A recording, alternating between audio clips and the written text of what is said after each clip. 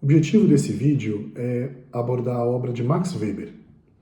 Primeiramente, como usual, vou falar um pouco sobre a vida dele, fazer uma súmula biográfica. Mais adiante, eu vou mencionar aspectos da obra dele como um todo, mas eu vou focalizar naquelas questões que ligam desenvolvimento à religião, que são questões que ele desenvolve com primazia. Bem, vamos à vida dele primeiro então. Weber é um alemão, né? Nasce numa família intelectualizada, influente, e a carreira intelectual dele é vasta. Ele passa por inúmeras universidades prestigiosas, começando pela Universidade Humboldt, em Berlim, mas que depois ele prossegue para a Universidade de Freiburg, na Alemanha, que é bem ao sul da Alemanha, na fronteira com a Suíça e a França. Passa pela famosa Universidade de Heidelberg, que é a universidade medieval alemã, pela Universidade de Munique e também pela Universidade de Viena. E ele ocupa o cargo de diretor associado de uma instituição recém-criada, denominada Archiv für Sozialwissenschaft und Sozialpolitik, que é arquivos, em português se diria Arquivos de Ciências Sociais e Política Social. Ele costuma ser lembrado por ter abordado o processo de racionalização, como é que o desenvolvimento do capitalismo teria levado a um processo de racionalização e desencantamento, né, na terminologia que ele utiliza. Essa é uma passagem, um ponto fundamental da construção weberiana, mas que, no que diz respeito a um curso de História do Pensamento Econômico, como é o curso presente, talvez não seja a questão mais importante. A questão mais importante tem a ver com o desenvolvimento econômico, porque Weber postula que a religião afeta o processo de acumulação capitalista. E para ele, as religiões não são iguais com relação a isso. Algumas religiões têm a capacidade de fomentar o processo de desenvolvimento mais que outras. Então, os estudos do Weber discorrem sobre o desenvolvimento do capitalismo no nível global, né? Ele passa muito tempo estudando diversas sociedades de escalas diferentes para tentar entender como é que elas recebem o capitalismo. Bem, a obra dele se destaca, né? Uma parte da obra dele que é muito famosa é aquela que versa sobre a questão do protestantismo. Como é que certas seitas protestantes que ele identifica nos Estados Unidos do século XIX, como é que essas seitas teriam criado uma dogmática inculcada nos fiéis, que, por sua vez, teriam se tornado entes muito propensos à acumulação capitalista. Então, para Weber, algumas seitas norte-americanas, durante um tempo muito claramente determinado ali, anterior ao século XX, teria sido responsável pela aceleração do processo capitalista, do desenvolvimento capitalista nos Estados Unidos. E ele estuda também, como forma de confirmar essa tese, como é que a religião, ou pelo menos a tradição filosófico-religiosa, teria abraçado o capitalismo na China e na Índia. No caso, seriam exemplos contrários, onde ele identifica formas de pensar e de agir, uma metafísica que torna mais difícil o desenvolvimento do capitalismo, se é que não o obstrui. Então, China, Índia e Estados Unidos da América são 3 exemplos que Weber utiliza para entender melhor como se dá essa questão da relação entre religião e desenvolvimento do capitalismo. Mas, já deixo anotado, para Weber cada caso é um caso, cada época é uma época. Então você precisa estudar o desenvolvimento dos Estados Unidos num determinado momento, ele é um autor daquela corrente que nós anteriormente no curso denominamos historicista. Então, num determinado momento, aquelas seitas descritas especificamente na obra teriam contribuído de uma forma também igualmente descrita na obra para fomentar o desenvolvimento capitalista. Ou seja, essa postulação não vale para o século XXI, necessariamente. É preciso haver uma mediação, um novo estudo. Vamos então à famosa questão da relação entre protestantismo e capitalismo, que é uma questão weberiana por excelência.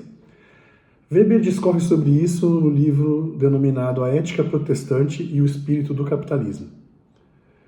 E ali ele identifica, né, uma série de seitas protestantes nos Estados Unidos da América do século XIX, virada para o XX, tá? E essas seitas protestantes teriam cada qual uma dogmática que induziria seus fiéis a uma postura que, na visão dele, é pró-capitalista, é favorável ao desenvolvimento do capitalismo. Isso tem a ver com o que ele chama de ascese. Eu vou explicar mais adiante o que seria isso. Mas antes vou fazer uma advertência importante. Por aí se alardeia a tese de que Weber teria dito que o capitalismo surgiu por causa da reforma protestante. E isso é um completo absurdo, vocês não devem esquecer. Weber nunca disse isso. A tese weberiana para o surgimento do capitalismo é outra, tem a ver com um processo social de formação de classes sociais. Tá? Então, a explicação do surgimento do capitalismo na Europa para Weber tem a ver com uma sociologia das classes sociais, a formação de uma classe burguesa em oposição, né, a outros segmentos de classe burguesa que foram existindo ao mesmo tempo na mesma Europa. Há uma competição entre esses segmentos, uma competição entre esses segmentos e as antigas elites senhoriais. Então, o caminho da tese weberiana para o surgimento do capitalismo vai mais pela história da Europa e pela sociologia das classes sociais, tá bom? E não passa tanto pela sociologia da religião, né? No mais, quando há conflitos entre o clero católico e essa classe social nascente que era chamada de burguesia. Tá? Mas não o protestantismo, a reforma religiosa está ausente da explicação. Como tal, é um absurdo completo falar que Weber disse, ou teria dito, que a reforma protestante precede o surgimento do capitalismo e, mais ainda, explica esse surgimento. Isso é um absurdo, tá? Então, fecho esse parênteses e volto à questão do desenvolvimento do capitalismo nos Estados Unidos, né? O florescimento do capitalismo nos Estados Unidos. Então, para Weber, a questão é a dogmática dessas seitas que ele identifica. E essas seitas, para ele, induzem o fiel a adotar uma postura ascética. Ascética, na acepção que ele mobiliza ali, tem a ver com a pessoa gastar pouco, dela fruir pouco os bens materiais, dela levar uma vida austera. Tá? Essa vida austera que se combina com uma vida de trabalho. Porque na visão dele, o fiel protestante que se move pelas crenças emuladas por essas seitas, ele é muito inseguro com relação à sua salvação e muito suscetível ao que ele chama de sinais da graça. Então, os sinais da salvação iminente tornam esse fiel mais tranquilo, o que acaba fazendo com que ele se mobilize para trabalhar e adquirir esses sinais. Tá? Mas esses sinais não são consumo. O consumo ele é fortemente interditado, o consumo e o prazer. O que é, na verdade, bem recebido como sinal da graça é a formação de um espólio, a formação de uma bela fazenda, a formação de uma casa que se sustenta por gerações, tá? A criação de uma prole, né? Todas essas coisas favorecem o desenvolvimento de um capitalismo nascente. Então eu vou ler uma citação da Ética Protestante. A ascese, novamente essa palavra, a ascese intramundana dentro do nosso mundo, né, na Terra, agiu dessa forma, com toda a veemência contra o gozo descontrolado das posses, estrangulou o consumo, especialmente o consumo de luxo. Em compensação, teve o efeito psicológico de liberar o enriquecimento dos entraves da ética tradicionalista. Rompeu as cadeias que cercavam a ambição do lucro, não só ao legalizá-lo, mas também ao encará-lo, no sentido estrito, como diretamente querido por Deus. Tá? Ou seja, a austeridade dos ideais de vida associados à sua confissão religiosa tendia a convidar os colonos a uma vida sem excessos efêmeros. No entanto, as mesmas crenças o impeliam ao trabalho árduo, com vistas à aquisição planejada de signos de prosperidade material, como uma fazenda bem equipada, uma casa comercial bem situada e mantida, etc. Afinal, os signos da graça divina eram por eles identificados com a bem-aventurança material. Tá? Então você vai ver ali nas cidades históricas mais antigas da Nova Inglaterra, casas que, para o nosso olhar atual, parecem casas de classe média. São casas de 4 quartos, mesmo que a prole fosse numerosa, enfiavam vários filhos num quarto. Casas com 2 pavimentos, como eu disse, né? Mas uma sala pequena, fácil de aquecer com a lenha, uma cozinha e os quartos no piso superior. E quase todas as casas iguais, né? Muito semelhantes, muda talvez a cor que pintam a madeira, mas cada uma delas tem praticamente o mesmo número de janelas, a mesma altura. Então é uma sociedade de colonos que tem uma formação social muito homogênea. Está todo mundo procurando ali fazer o melhor dentro das suas crenças e esperando esses signos da salvação. Né? E ao esperar isso, qual que é a postura do cara? É procurar melhorar o seu negócio, se engajar mais na busca de óleo de baleia ou na busca da prosperidade da sua casa comercial que vende chá importado da Inglaterra, ou procurar mais adiante intermediários que possam comprar peles no interior do país para que ele possa vender na Europa. São pessoas que estão procurando negócio, estão procurando às vezes lavrar a terra, né? Atrás das cidades tem um cinturão de minifúndios, lavrar a terra da melhor forma possível, mantendo aquela casa daquele jeito que ela que é aquela casa padrão no colono daquele tipo, né? E a partir dali acumulando cada vez mais capital comercial, cada vez mais capital, às vezes para pesca, né? Ou para mesmo para manufatura nascente. Tudo isso ali Weber identifica e descreve com muita primazia. Então, dessa forma, as crenças religiosas tenderiam a favorecer certa combinação entre moderação, que seria essa compressão do consumo, e laboriosidade aquisitiva, expansão do investimento capitalista. O que teria sido muito favorável às economias daquele conjunto de colônias de povoamento. Bem, nas décadas que se seguiram à morte de Weber, a América protestante, que já figurava entre as regiões de maior rendimento material por habitante, leia-se isso, né? Essa sociedade de classe média que eu descrevi agora, ela já nasce como uma sociedade de renda alta, né? Apesar de que a maior parte do país está vazio, né? A maior parte está vazia. Então você tem no interior zonas onde há muita precariedade, mas ali na costa, onde estão os locais onde o comércio internacional é celebrado, onde a produção agrícola, que é muito circunvizinha, é encaminhada, há uma prosperidade muito significativa quando se considera o plano internacional. Então, essa sociedade já nasce como uma sociedade de renda alta e depois desse processo de acumulação, ela se torna uma sociedade que disputa o posto da mais afluente do planeta por muito tempo. Então, essa região que já nasce com maior rendimento material por habitante, reivindica a primazia na acumulação manufatureira capitalista. Paralelamente, as regiões protestantes setentrionais da Europa, isso é muito importante, da Noruega à Finlândia, superariam subitamente sua configuração pauperizada para se converterem em regiões particularmente afluentes. O mesmo ocorria menos abruptamente com a Alemanha, os Países Baixos e a Grã-Bretanha. Bem, na nota de aula tem um gráfico de renda para vocês acompanharem essa evolução. Mas veja só, a Noruega, que eu estou colocando ali, a Finlândia, hoje olhando, você fala assim, protestante é rico, só esquece da Jamaica, né? Esquece da África do Sul. Mas muitos são ricos, é verdade. O que não significa que apenas protestantes sejam ricos, né? Porque a Suíça não tem nada de protestante. O sul da Alemanha é mais rico que o norte da Alemanha. E o sul da Alemanha não é protestante, é católico. né? De lá que saiu o Papa Emérito, né? Não foi de outro lugar. Então, essa tese é meio complicada, né?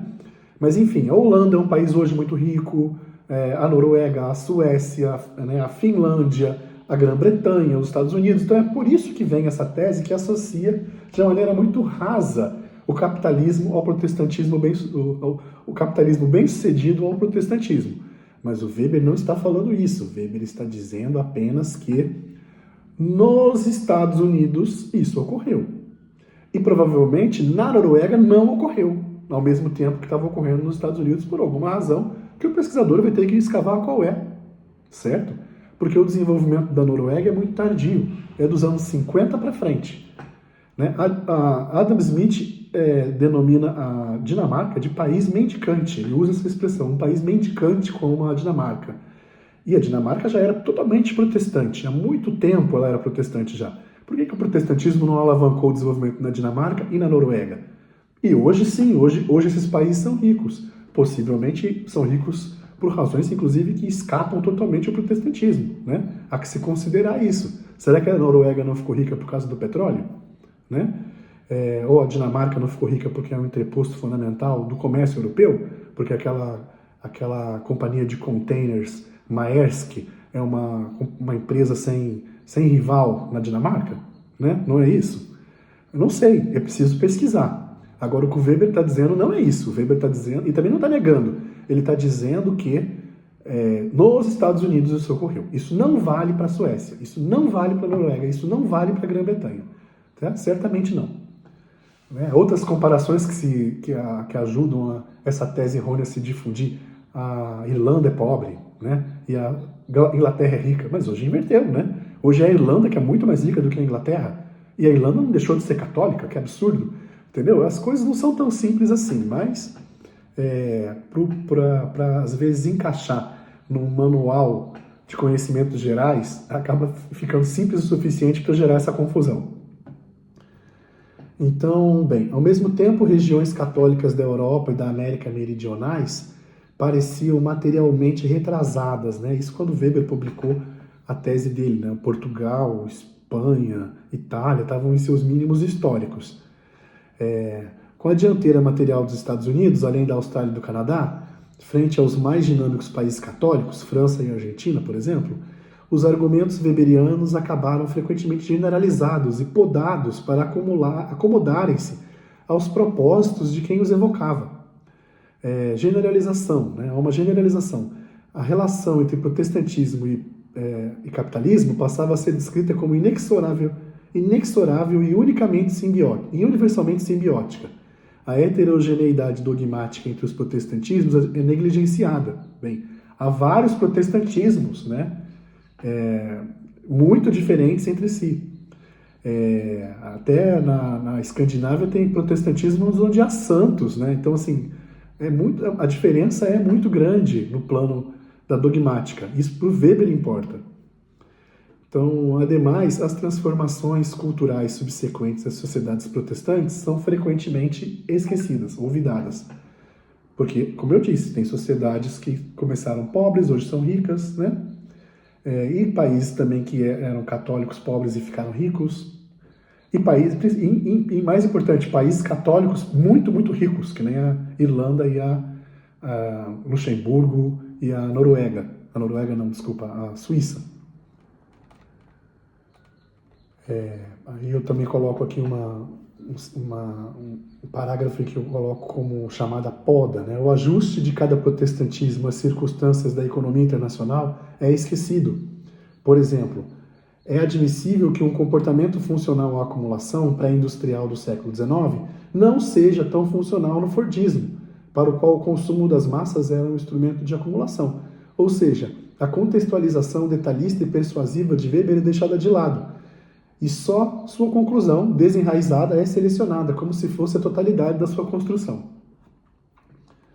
Do ponto de vista atual, aliás, propor com tons automatizados a simbiose entre dogma protestante e acumulação burguesa passa a ser descolado da realidade observada. Afinal, as regiões mais dinâmicas não são as protestantes, né? Começa por aí. Ele não está falando de riqueza, está falando de dinamismo, de estímulo ao capitalismo.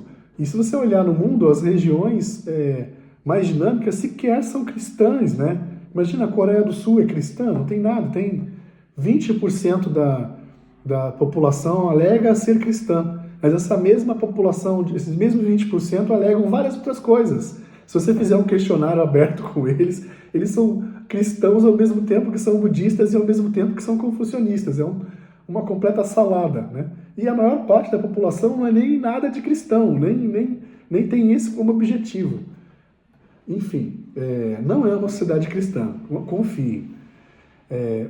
Bem, a religião da China. Agora eu vou falar sobre, já para o Oriente, a religião da China, o ponto de Weber.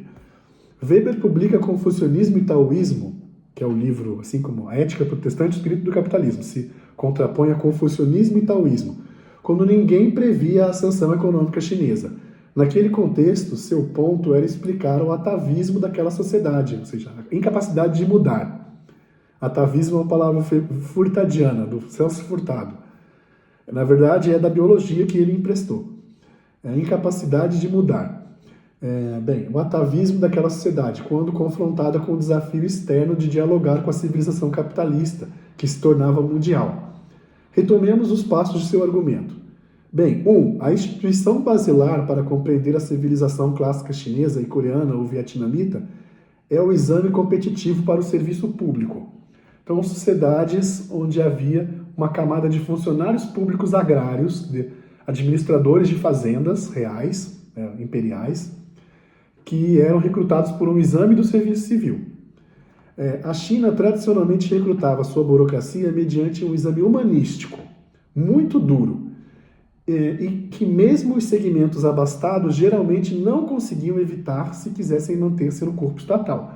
Você precisava fazer seu filho passar no exame para ele continuar sendo funcionário, senão vocês iam como família decair.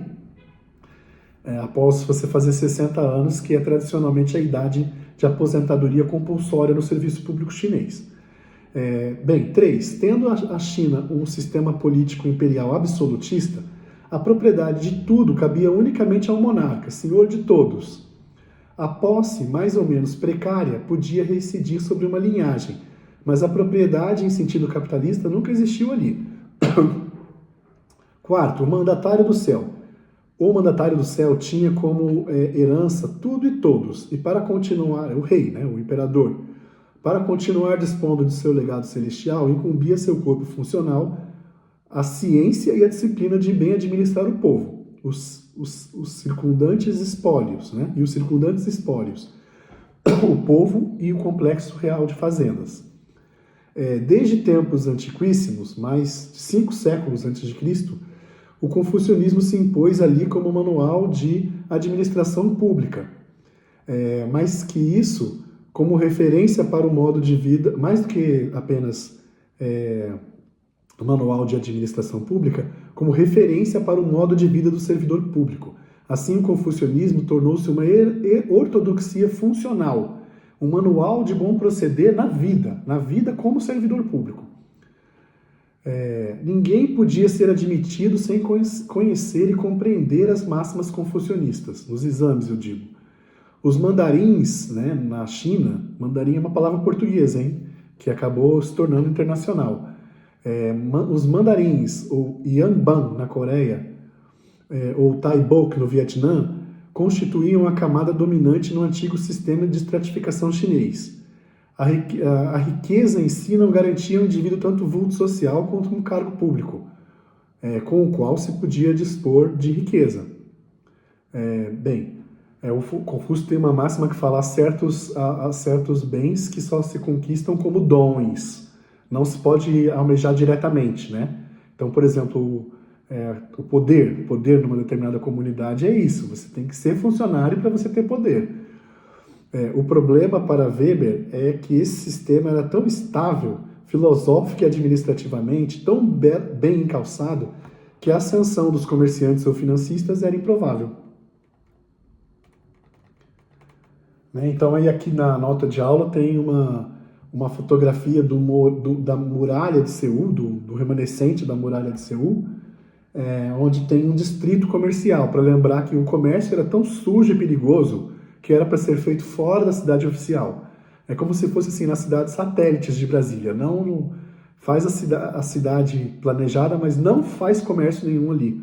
Só prédios oficiais. E coloca o comércio num lugar onde ninguém veja, assim, tolerado, né? Ali do lado de fora da cidade. E ele tem que ser mantido pequeno, né? Porque senão ele cria uma classe perigosa.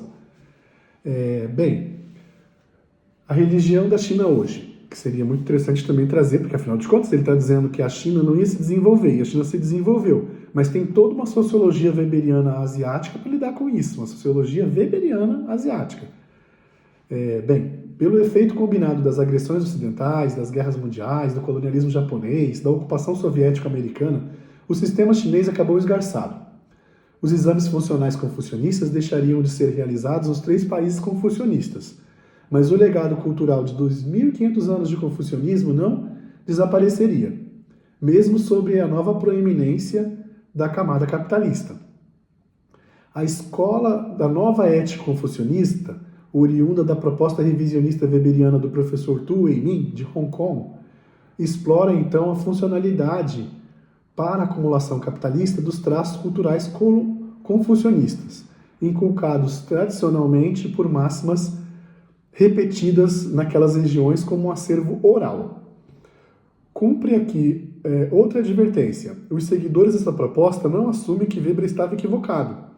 Pelo contrário, é sabido que Weber admitia a possibilidade de infiltração externa do capitalismo na China. Ele apenas negava a chance de florescimento endógeno. Então, vou parar um pouco aqui e retomar uma questão sobre o desenvolvimento da Europa antes. Eu comentei brevemente há pouco. Weber entendia que é o processo de competição entre os diferentes segmentos da camada burguesa que florescia na Europa e a competição desses segmentos com as camadas senhoriais, com o clero, é que explica o desenvolvimento do capitalismo. E o mesmo não ocorreria na China, porque na China o sistema estava blindado contra o surgimento das classes que fossem perigosas para o servidor público. Então não havia moeda, o comércio, como eu disse há pouco, era meramente tolerado, mantido pequeno, em zonas que eram administráveis, certo? Em zona e escala que fosse considerado administrável para o poder do servidor não ser diluído. O comércio internacional durante longo período foi rarefeito, né? Se é que não foi proibido. Então você imagina que um símbolo da China é a construção de uma muralha gigantesca no norte do país para tamponar o país. Então é uma sociedade que estava muito bem preparada para lidar com esse tipo de competição que levou, na visão weberiana, ao desenvolvimento do capitalismo na Europa. Mas isso acabou ocorrendo, essa competição, no momento que invasões externas perturbaram aquela ordem social, perturbaram em sequência, inclusive, para ir solapando ela.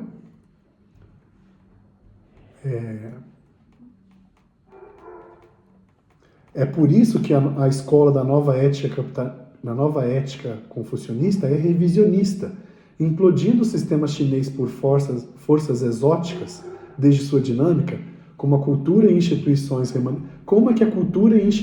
remanescentes dialogariam com a acumulação. Isso, oi, tudo bem? Mas agora vai pra lá que eu tenho que terminar de dar aula, cara. Tá bom?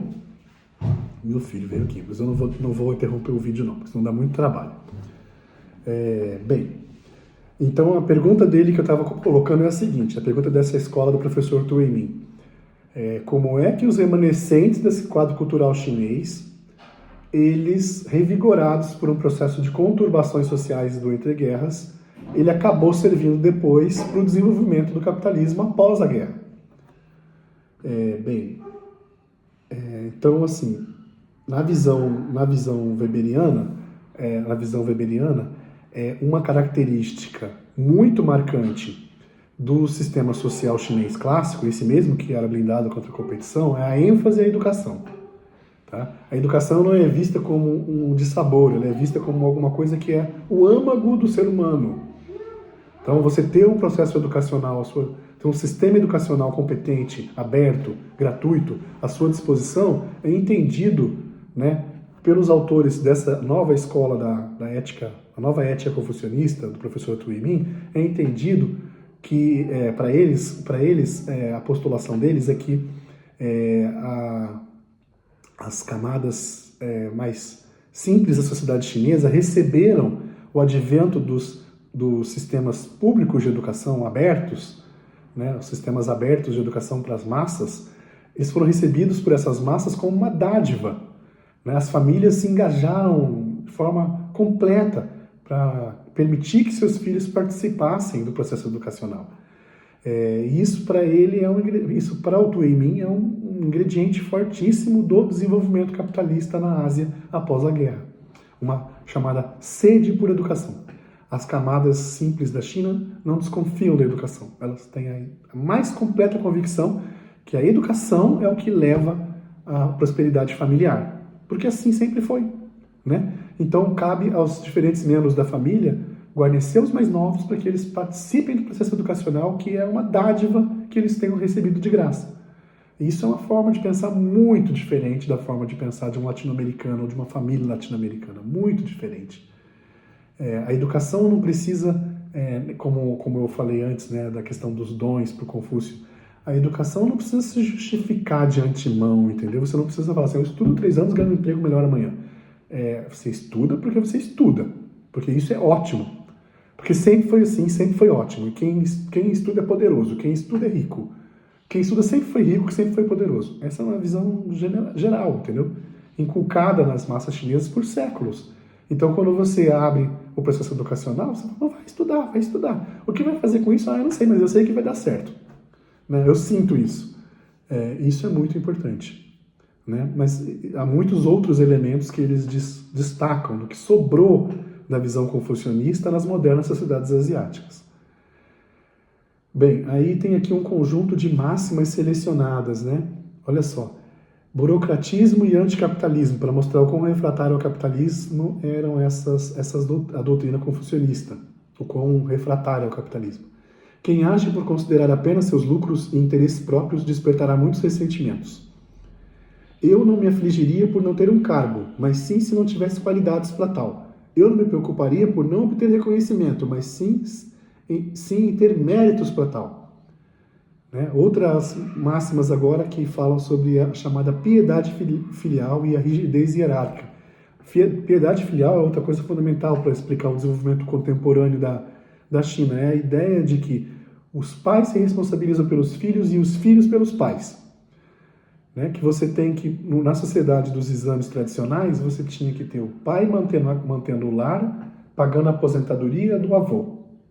E, ao mesmo tempo, a educação do neto, do filho. Né? E depois ele viraria o avô. E assim a história caminha. Então, essa ideia de que você tem o comportamento de cada geração importa para as outras gerações, adiante e depois, é muito inculcado. Não é sem razão que, por exemplo, uma vez eu estava tendo aula de coreano lá em São Paulo, quando eu ia para a Coreia ainda, né, eu recebia a notificação da bolsa, eu resolvi fazer aulas para sobreviver melhor lá. E aí a minha professora era doutora pela Fundação Getúlio Vargas. Ela era extremamente cabeça aberta, entendia a cultura brasileira muito bem. Ela tinha vindo para o Brasil com 11 anos, mas ela era muito conservadora com relação ao aspecto coreano da formação dela. Mais provavelmente do que os coreanos que eu vi na Coreia, por ser imigrante, por viver numa comunidade mais fechada, né? Que de certa forma parou nos anos 1970.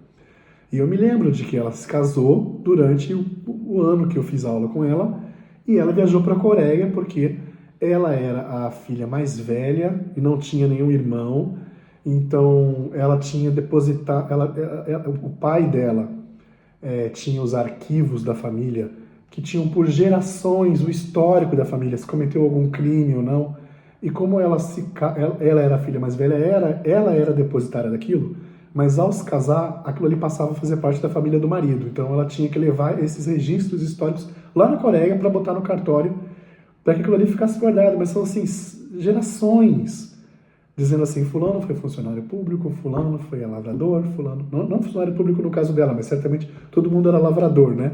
Aí fulano foi lavrador, depois outro foi comerciante, já no século XX, né? E, então fica isso registrado, a ficha policial da família, o que cada um fez em termos de profissão, né? Isso tem a ver com a seriedade, né? Como se fosse assim, o que você fizer não vai valer não é só nem só para a geração de antes e de depois vai ser importante. Por séculos vai ecoar, por séculos. Você tem que ter, esse é o máximo da piedade filial, tá? Então vou ler sobre isso. Que o príncipe seja príncipe, o ministro seja ministro, o pai pai, o filho filho, ou seja, está dizendo assim, não mexa na ordem social. A única vez que um filho devotado faz com que seus pais se preocupem é quando está doente. Mas estão centenas de máximas sobre esse tema nos Analectos de Confúcio. Reciprocidade hierárquica e estabilidade. O senhor deve tratar seus vassalos com cortesia. Os vassalos devem obedecer ao seu senhor com fé. Então, assim, não é à toa que, por exemplo, eu quando fui para a Coreia, eu tinha uma namorada e imediatamente, quando eu cheguei lá, minha namorada foi 2 meses depois visitar, e o meu orientador se preocupou muito seriamente em encontrar um emprego para ela. Assim, a ideia de ser generoso com a família toda do seu subordinado é muito forte naquela cultura, muito forte. A ideia de que você precisa se preocupar com os aspectos psicológicos do seu subordinado, que você tem que levar ele para almoçar, que você tem que levar ele para jantar fora, que você tem que saber o que ele está fazendo no fim de semana para ele não ficar triste em casa. Isso é muito, muito forte. Né? E, ao mesmo tempo, espera-se uma devoção completa do subordinado. Como, por exemplo, carregar o passaporte do professor quando estamos viajando para um congresso. Né? Para ele não se preocupar com nenhum documento. Eu mesmo carrego. Entendeu? Eu até tenho dificuldade de fazer isso, porque eu sou gringo, né? Sou brasileiro na perspectiva deles, mas os meus colegas fazem. E também o professor paga o jantar, né? Nem a pau que eu vou pagar. Ele que pega o cartão dele e paga para todo mundo. Então essas coisas são da reciprocidade hierárquica, são muito fortes na cultura contemporânea coreana, e chinesa, e taiwanesa, e também vietnamita. E isso é difícil não falar disso quando você fala de gestão empresarial, por exemplo.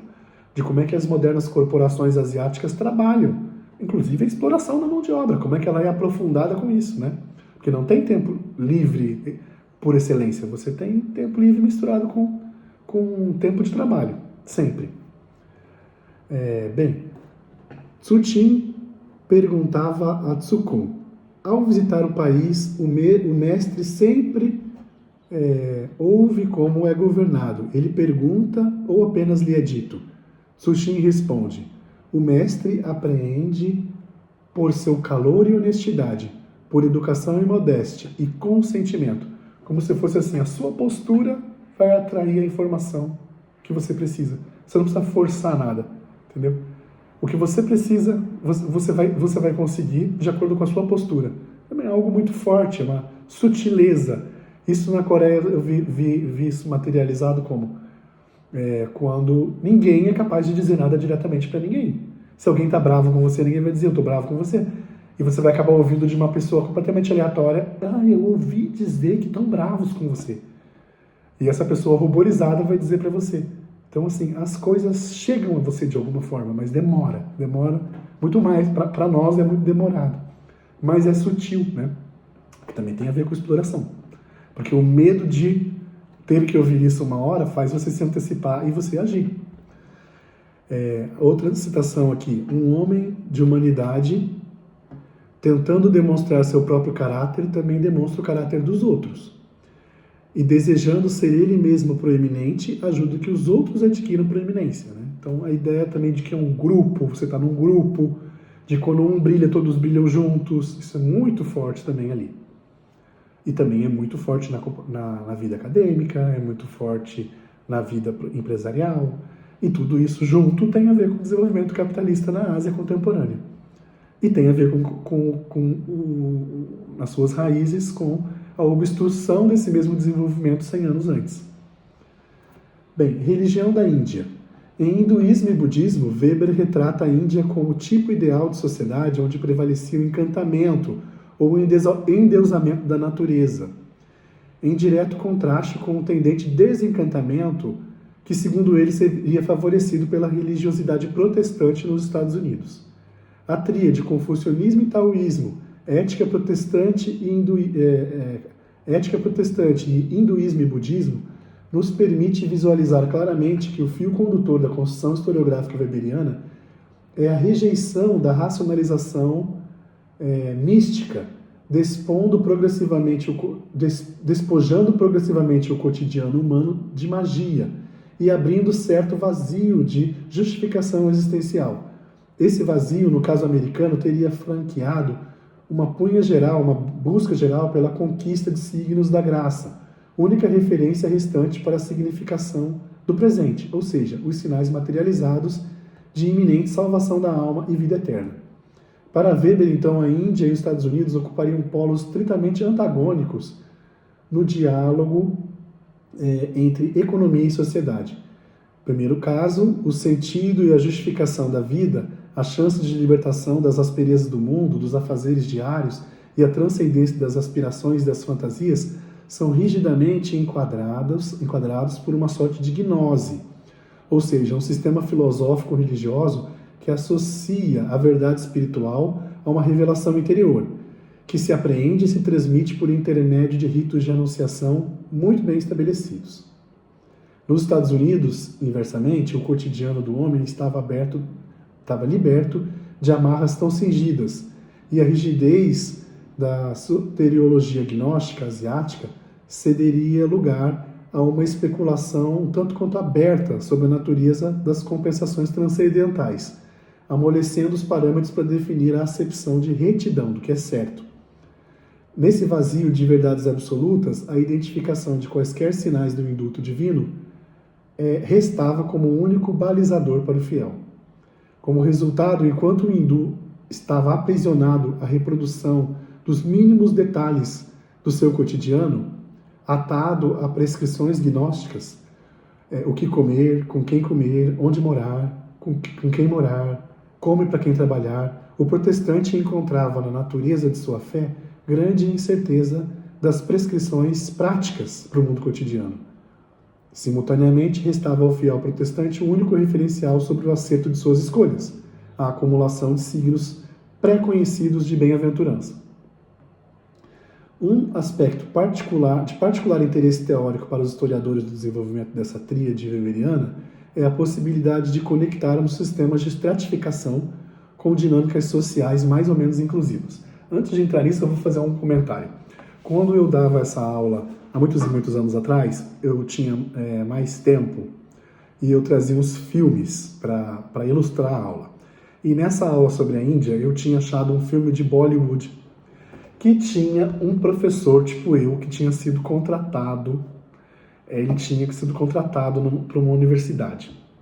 E ele estava ali tomando muito cuidado com a linguagem dele para que não percebessem que ele era de uma casta social inferior, a dos alunos. Porque ele não seria contratado nesse caso, né? E aí a conversa flui dele com o cara que ia contratá-lo, lá, o coordenador do curso, não sei como é que é o nome, e ele acaba se denunciando, né?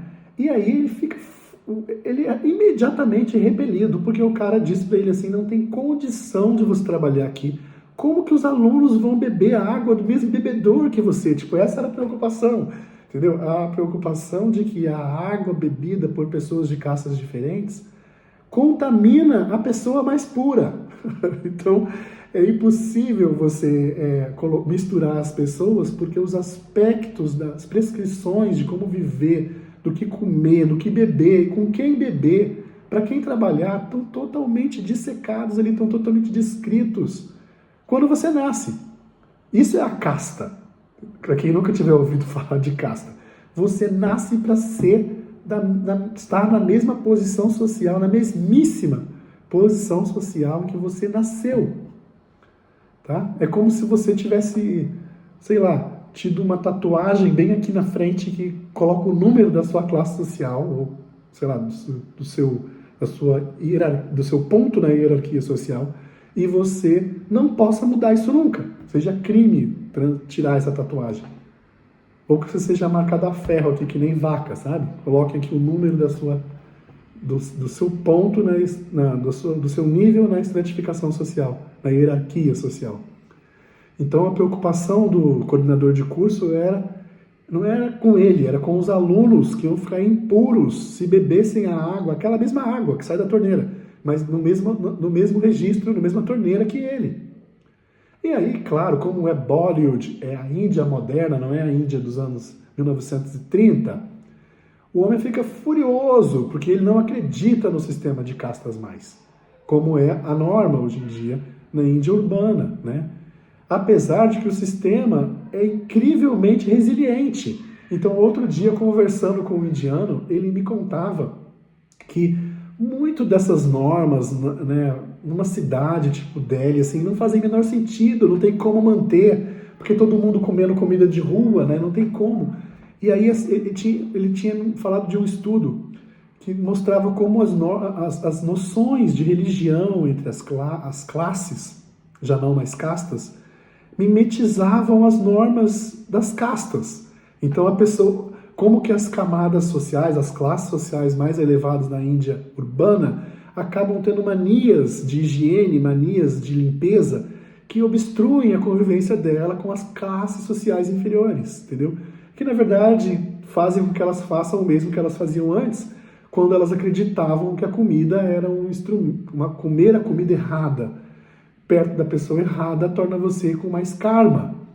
Então, assim, bem, vou voltar, fechar aqui o meu exemplo. Infelizmente não dá para passar esse filme aqui agora, né? Mas vou pro quadrinho aqui em que eu falo das classes sociais e castas e etc. Então, a gente tem no Weber 3 tipologias. Uma que é denominada casta, já falei dela, em que o fundamento da sua posição é a origem, a sua origem, você da casta em que você nasceu, tá? E você não pode mudar. Você tem, do outro lado, a classe social que é uma forma típica do capitalismo mais avançado, em que você tem a posse de capital como referência. Então, você é de uma classe social mais alta quando você tem mais capital, inclusive capital transmutado em capital educacional, em signos do capital educacional, tá?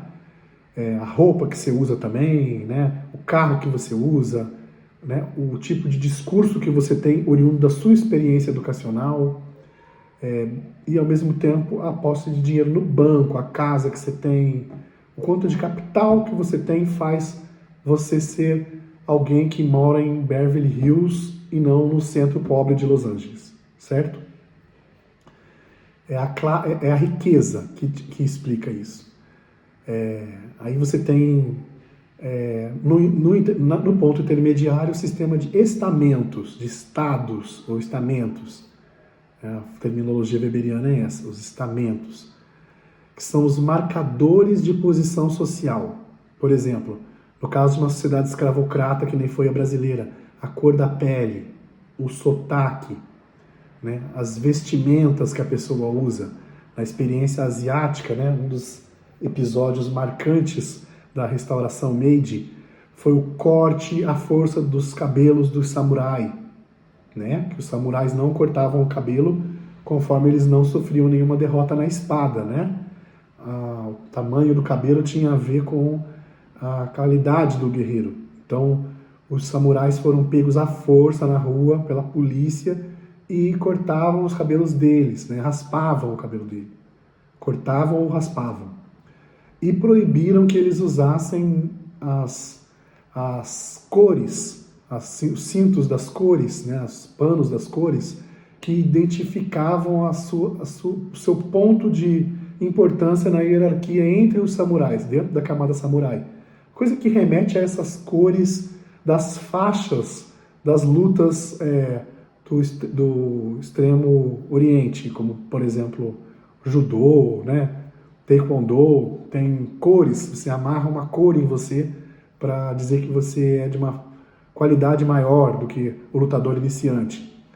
Então, essas roupas foram arrancadas do samurai. e o cabelo cortado.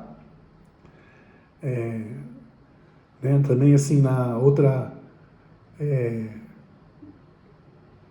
coisa também que dá para relacionar com isso é a retirada das cartolas. Os mandarins coreanos usavam cartolas enormes, assim, desse tamanhão aqui, até lá em cima, que eram quase transparentes, feitas de pelo de cauda de cavalo, de crina de cavalo, né?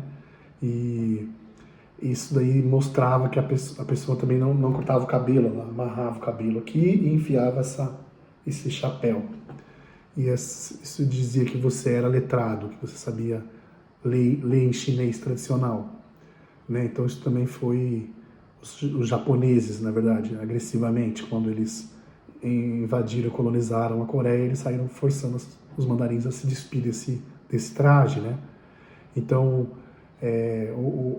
esse conjunto, a forma de falar, né? Você vê que aqui no Brasil tem essa ideia absurda de dizer que o presidente Lula é analfabeto, né? Porque vocês podem gostar dele ou não, mas ele não é analfabeto. Isso daí não está em discussão. Obviamente ele passa no exame que permite dizer que ele sabe ler e escrever, mas o que está se querendo dizer quando se diz que ele é analfabeto, que nem certa pessoa famosa disse poucos anos atrás, é que ele tem no sotaque dele, na forma de falar, excessivas remanescências, né, de indicativos de analfabetismo.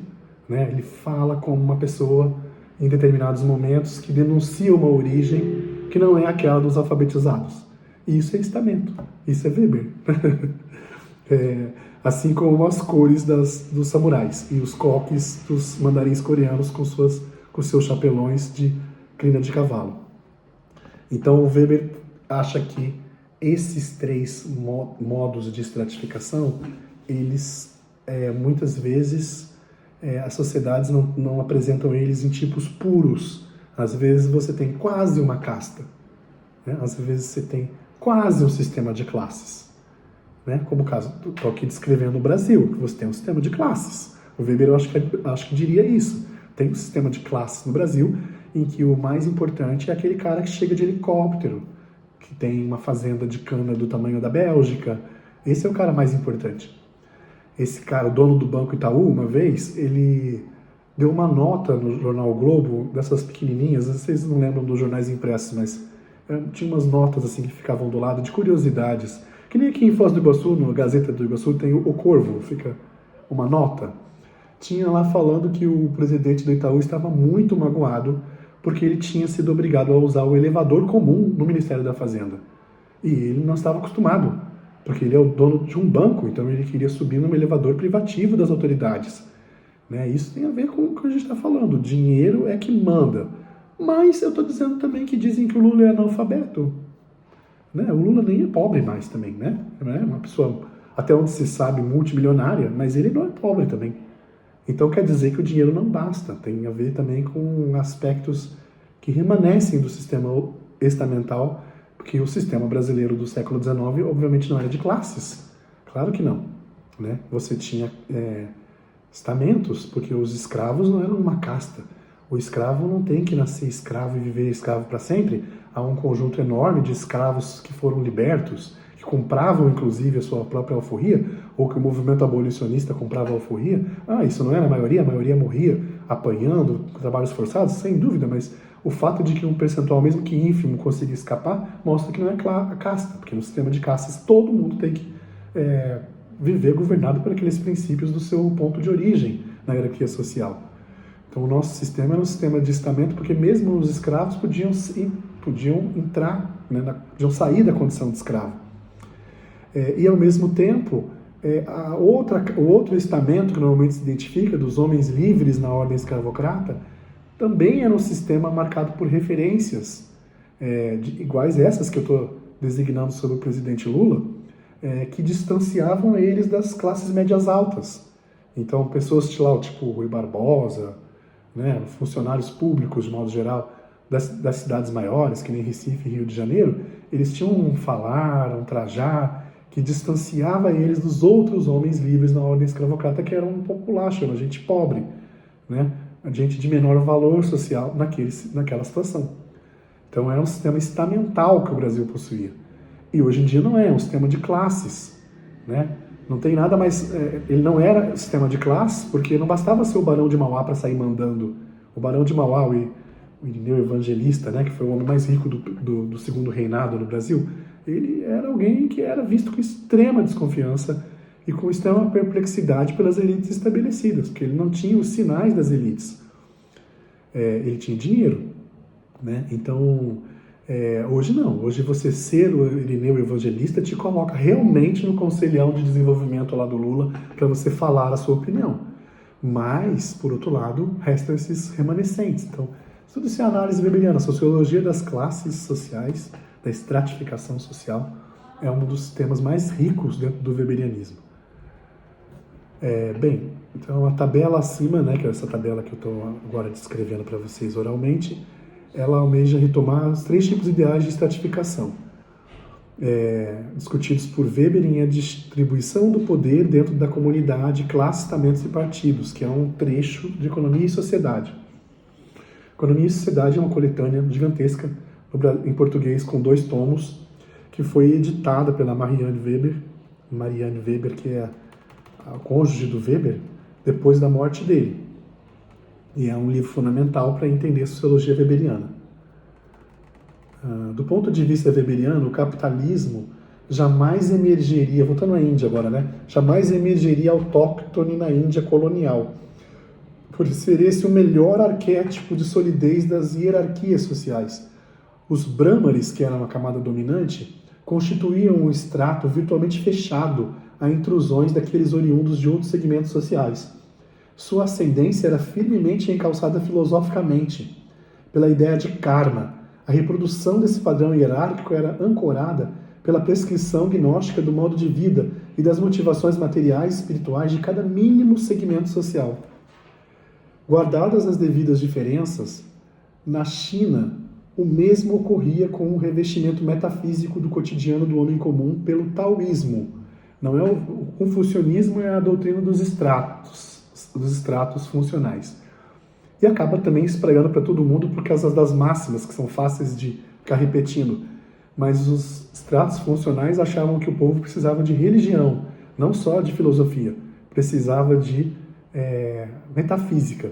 E eles achavam que o taoísmo era a forma chinesa de fazer isso, a forma tradicional. Então, se bem que o confucionismo prescrevia ao mandarim o agnosticismo, paralelamente encorajava a ritualização da vida social para assegurar a estabilidade. O ministro dos ritos era idealmente o chefe do gabinete imperial, o ministro dos ritos, não o ministro da economia. E os letrados costumavam entender que o rito era uma forma de pacificar a reprodução do status quo. Nos 2 casos, a China e a Índia, a competição capitalista era inviabilizada pelo sistema de estratificação, que é aqui apresentado como corolário direto, como consequência direta de cada tradição cultural. A sociedade se circunscreve à economia, à mera reprodução simples. A sociedade coloca freios na economia. Na América Setentrional Independente, nos Estados Unidos, opostamente, o sistema de estratificação era mais maleável com relação ao nexo entre origem social e predominância hierárquica. O mesmo vazio de prescrições cotidianas que convidava o homem a mirar signos da graça, o libertava a competição capitalista e a acumulação. A sociedade fertiliza a economia, na forma de modelos culturais funcionais à reprodução ampliada do capital. Cumpre anotar que a construção weberiana pode e deve ser mediada com o fato social que é hoje a emergência econômica da Índia. A Índia é um país... Olha, se vocês não acreditam, entra no Google, coloca lá qualquer cidade grande chinesa no mapa do Google e põe para ver a imagem de satélite, sai passeando. Você vai ver que tem um monte de pobreza, mas um monte de riqueza, né? Um monte de bairros lindos, um monte de bairros de casas, de cidades-jardins, como tem lá em São Paulo, né? De modelo de urbanismo característico da Grã-Bretanha e que foi exportado para suas colônias ou países que se influenciaram muito pela Grã-Bretanha. Regiões de países tipo Uruguai, Argentina, Brasil, né? Ou Índia, né? Então, voltando aqui, nos dois casos, China e Índia, a competição capitalista era inviabilizada pelo sistema de estratificação, que é aqui apresentado como corolário direto da tradição cultural. Isso que eu acabei de falar. A sociedade circunscreve a economia à mera reprodução simples. Aí falei também já o que tem a seguir, que é dos Estados Unidos. Voltando aqui então. Em linhas gerais, é possível propor que o enfraquecimento do sistema de prescrição gnóstica do modo de vida, das contribuições, dadas as conturbações bélicas e econômicas que marcam o ocaso do Império Britânico, teria incutido entre os comportamentos, entre os componentes de cada casta, certa dose de incerteza, análoga àquela do protestante weberiano, acerca da acepção de retidão. Esse processo pode ter tornado demasiado precários os balizadores culturais da estabilidade hierárquica e reprodução econômica simples. No limite, a Índia poderia se tornar um país onde a ausência de justificação espiritual para a pauperização emula nos subordinados um senso de injustiça, figura marcante na atual produção de Bollywood, glorificando aqueles que, sem negar seu pertencimento de casta, alcançaram signos característicos do modo de vida de castas superiores, notadamente riqueza, inclusive riqueza suntuária, riqueza de grande quantidade, e insígnias educacionais, notadamente aquelas adquiridas no exterior, transcendendo o sistema nativo de distribuição de status cultural. Cumpre anotar que o próprio Gandhi não podia estudar de acordo com a sua classe social no exterior, e ele estudou na África do Sul. Então, assim, isso já não é um processo de agora, e, na verdade, assim, para o weberianismo revisionista, eu diria que a própria independência da Índia decorre do processo de enfraquecimento das castas causado pela convivência com o Império Britânico, né, sob o Império Britânico, e depois o enfraquecimento desse Império Britânico. Então, característica, não há nada oposto entre o Gandhi ter ido estudar fora do país, ter ali entendido mais sobre a potencialidade que ele próprio possuía, né? E depois você vê nas histórias de Bollywood pessoas que moram em favelas que ficam ricas, e isso ser mostrado como uma narrativa em que há um heroísmo envolvido nisso. Então, bem, eu vou parar por aqui. Eu acho que ficou bom já assim a contraposição entre China, Índia e Estados Unidos, né? Infelizmente não tem espaço no curso de História do Pensamento Econômico para desenvolver mais esse tema da estratificação. Cumpre apenas anotar que o brasileiro que desenvolveu isso de uma maneira brilhante foi o Florestan Fernandes, que é um leitor de Weber, que produziu uma sociologia que tenta integrar Marx e Weber, ao contrário de colocá-los como polos opostos, como eles mesmos se viam, né? Ou melhor, pelo menos Weber, que veio depois de Marx, se via num polo oposto ao de Marx, mas Florestan Fernandes procura entendê-los como parte de um mesmo sistema de explicação sociológica. E também o próprio Durkheim, que seria o terceiro pilar da sociologia, ele procura introduzir explicações durkheimianas. Nessa construção, a sociologia das classes sociais weberiana, ela é importantíssima para explicar o desenvolvimento do Brasil, porque para o Florestan Fernandes a sociologia do desenvolvimento do Brasil é uma sociologia da formação das classes sociais no Brasil. Tá? Vou repetir. Para explicar o desenvolvimento do Brasil, o desenvolvimento capitalista, eu quero dizer, né? Florestan Fernandes percorre como fio condutor o desenvolvimento de classes sociais no Brasil. Como é que a sociedade estamental foi transformada paulatinamente num processo secular de 200 anos, numa sociedade de classes, né? Como é que foram surgindo classes dentro dos estamentos e implodindo os estamentos.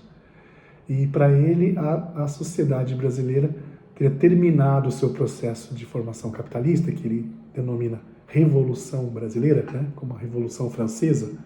A revolução não é uma revolução socialista, não necessariamente.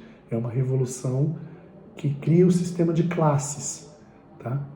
Então, só faço essa anotação. É uma obra muito difícil de ler, exige muita disciplina para ler a obra dele, mas que ela é uma obra que bebe muito dessa sociologia das classes que, infelizmente, não dá tempo de desenvolver num curso de História do Pensamento Econômico. Mas é isso, paro por aqui. Desejo a vocês umas boas leituras desses textos indicados aqui no início da nota de aula.